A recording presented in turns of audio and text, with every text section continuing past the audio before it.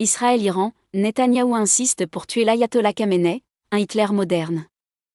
Alors que les bombardements se poursuivent, le Premier ministre israélien affirme que seule la mort d'Ali Khamenei mettra fin au conflit.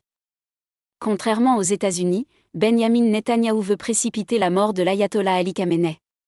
Tuer le guide suprême de la révolution islamique iranienne mettra fin au conflit entre Israël et l'Iran, a déclaré lundi le Premier ministre israélien dans une interview accordée à la chaîne de télévision américaine ABC.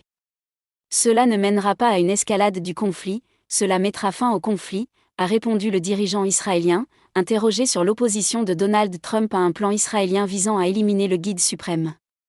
À la question de savoir si Israël allait effectivement viser Khamenei, Benyamin Netanyahou a répondu que son pays faisait ce qu'il avait à faire.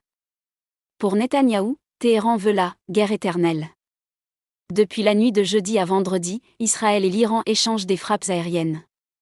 L'escalade militaire meurtrière a été déclenchée par une offensive israélienne visant des sites stratégiques iraniens avec pour objectif affiché d'empêcher Téhéran de se doter de l'arme nucléaire.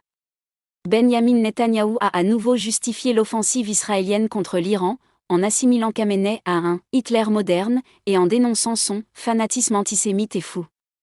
La guerre éternelle est ce que veut l'Iran, qui nous amène au bord de la guerre nucléaire, a-t-il déclaré en présentant le conflit comme une bataille de la civilisation contre la barbarie. Le Premier ministre israélien multiplie les interviews dans la presse américaine, alors que le parti républicain du président Donald Trump est divisé entre néoconservateurs, qui souhaitent que les États-Unis interviennent en soutien à Israël contre l'Iran, et des figures, MAGA, bien plus isolationnistes, qui s'affichent contre tout rôle pour les États-Unis.